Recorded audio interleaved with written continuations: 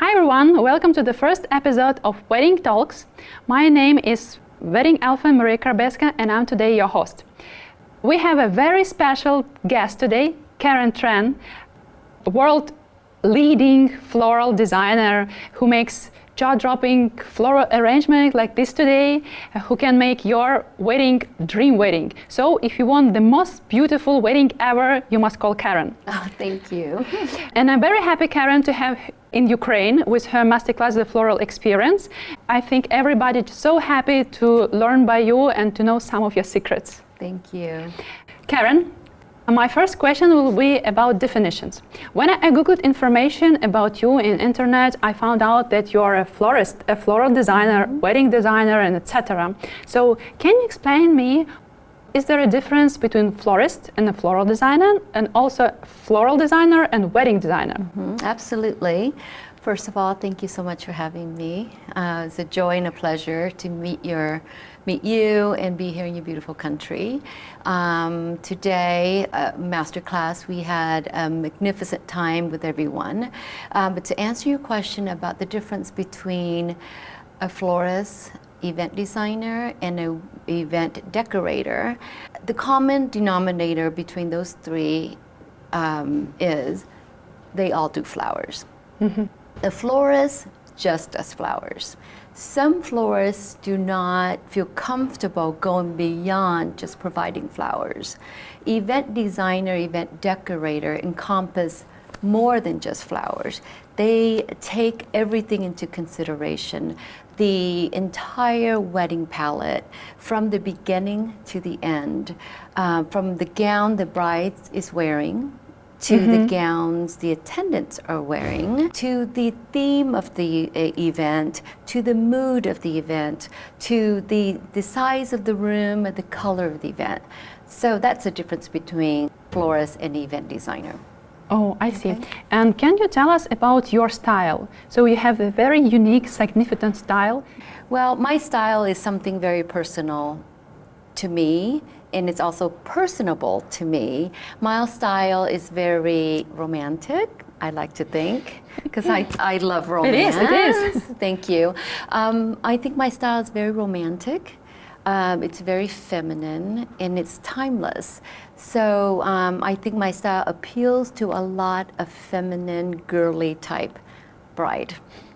Yes, it is. So that means that you don't do rustic weddings or tropical weddings? I do, but I do it Tran style. Okay. And can you tell us what wedding themes suit to your style perfectly? What you like?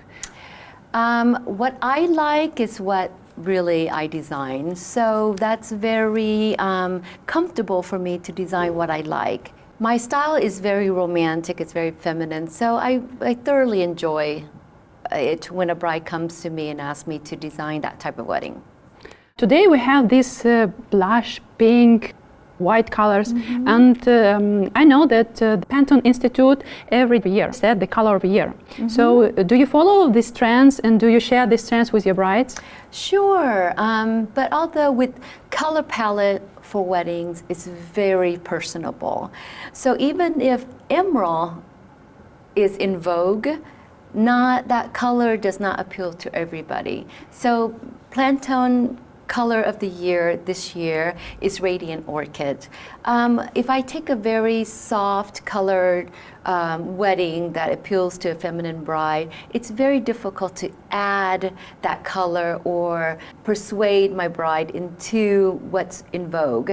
So with going back to the color is very personable. The bride would come in and either she likes white or she likes purple. So it's very hard to push a certain color onto a bride. Any tips for a bride how to choose your wedding palette? I think most brides, they need to be true to themselves. If she likes white, she should use white. If she's not a pinky girl, she shouldn't do pink because pink is in vogue. So take what you like personally and take your room, your venue into consideration and work with that. Don't go against your room. So dress and venue is very important also. after your personal style. Okay. Okay. A very strange question for a florist, but anyway, what flowers are your favorite? I mean, not that one that you used to work for a client, but what flowers you enjoy in your everyday life? I love all types, to be honest with you, but my favorite has to be gardenias. Gardenias.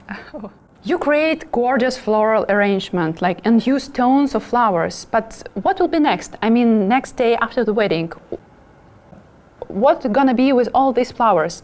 Does bride take it home or give it to guests, or you just throw it all away? All this beauty.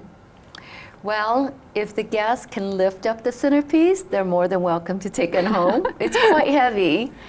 But we work with many charitable organizations, and it's a fantastic program. After the wedding, at the conclusion of the wedding, they come to the wedding site, retrieve the flowers, break it down with their volunteers, and deliver it to homes, the senior citizen homes, and a hospital, which is a fantastic organization. Oh, that's a very great idea and an opportunity. I love it. And I think we can use it in Ukraine also. Oh, wonderful idea. Thank you. Thank you for your tip. When you make a wedding table design, it includes everything. So flowers, fabric, tableware, candles, and also stationery. Stationery an essential part of design. So do you do stationery on your side, or you work with some wedding stationery studios like CC New York or any else? I love CC New York. She's fantastic. And definitely any opportunity I have to work with stars like her, we absolutely would love it. And you're absolutely right, stationery is an essential part of the tablescape.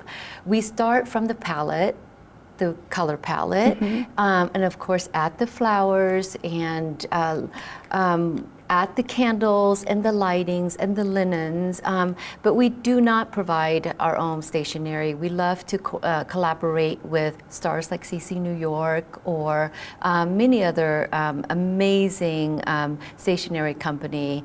In America we have plenty, but it is, you're absolutely right, essential part of the tablescape.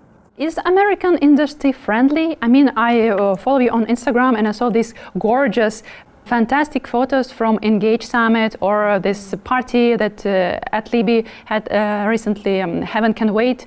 So when I saw all these pictures, I think, wow, you guys like a really big family. So in the luxury wedding industry, you're more friends than competitors?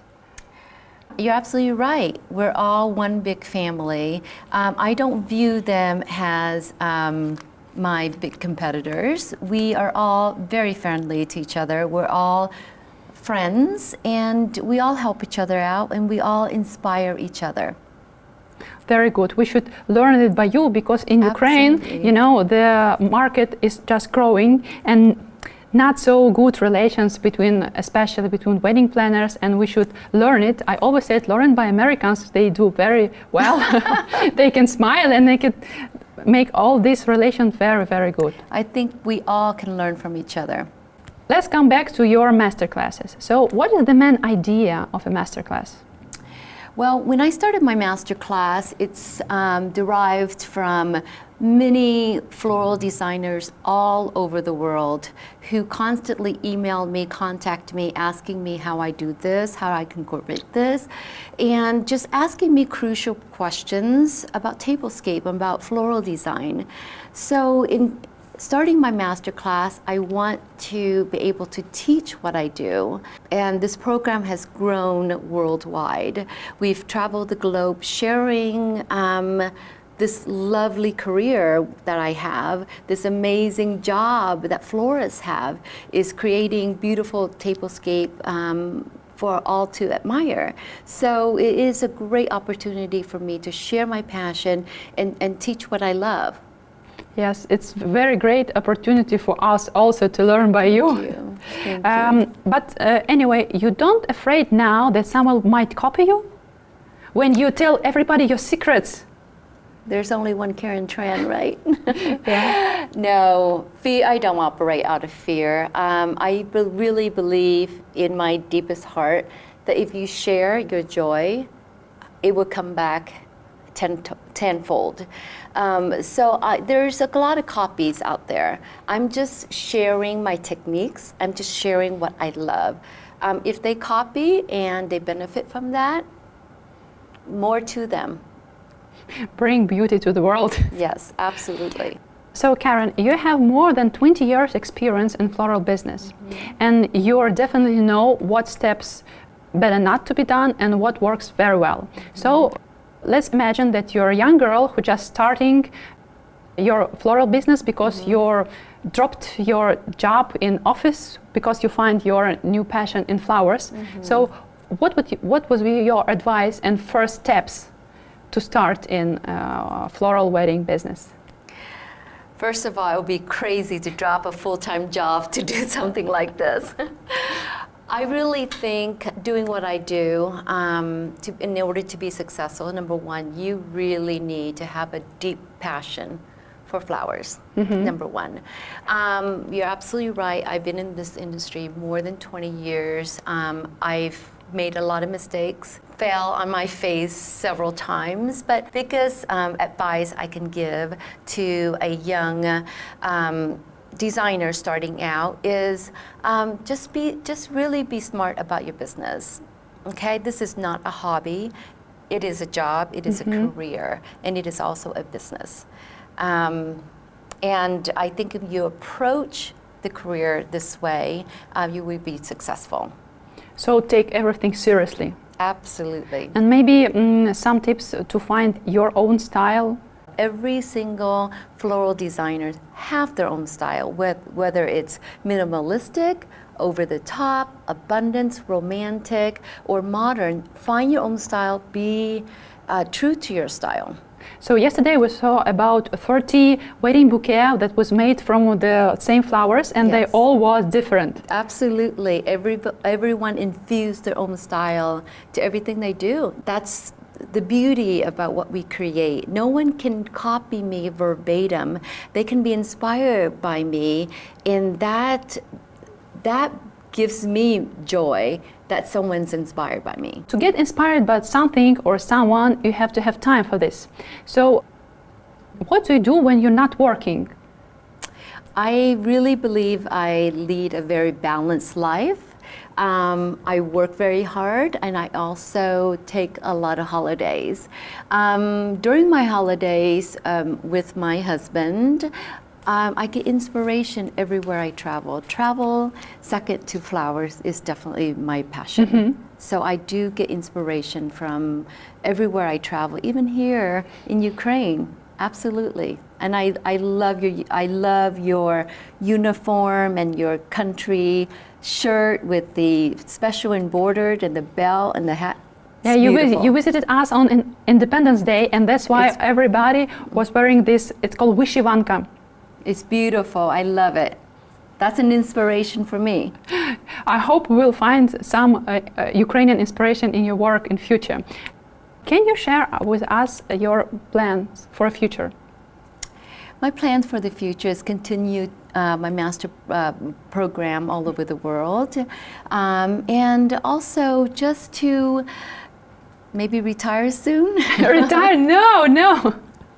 My plan for the future is really to focus on my master program all over the world.